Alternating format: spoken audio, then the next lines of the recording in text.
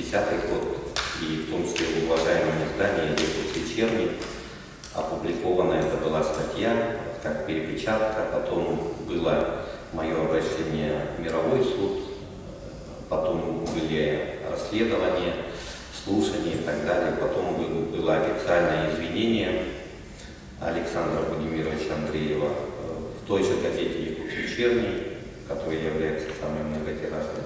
19 ноября можете просто посмотреть, там вся фабула вопросов.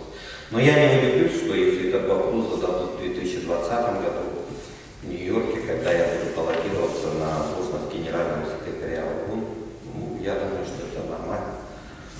У вас есть такие планы, Александр? Конечно. Человек должен стремиться к высотам. Когда я ставлю цель, я к нему продвигаюсь. Я всегда говорю о том, почему мы всегда думаем о том, что потолком для египтян является должность президента республики. А почему мы не хотим стать президентом Международного олимпийского комитета или генеральным секретарем ООН? Мы же все люди нормальные, продвинутые, можно сказать, креативные, что хотите.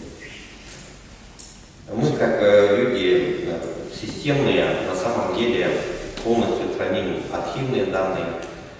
Например, я использую Gmail почту, где полностью расписана моя программа, где я, что я делаю.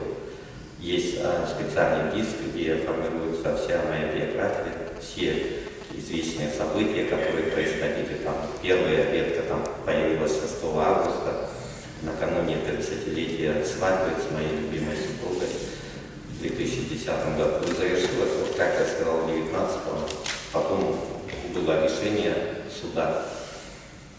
То есть все нормально. Поэтому, а в части того, что кто такой Герасимчук, ну я его знаю, и личный телефон, контактный и так далее. Вы с ним общались, да? Парень, значит, аккредитацию прошел как представитель русского профиля, на самом деле он там не работает. И как блогер особо не отличался, так сказать, своими высказываниями, суждениями и так далее. Попросила подруга, пришел, задал вопрос. Вот он ответ на вопросы моих представителей. Ну, конечно, любить женщину и быть преданным, выполнять любые желания женщины, тоже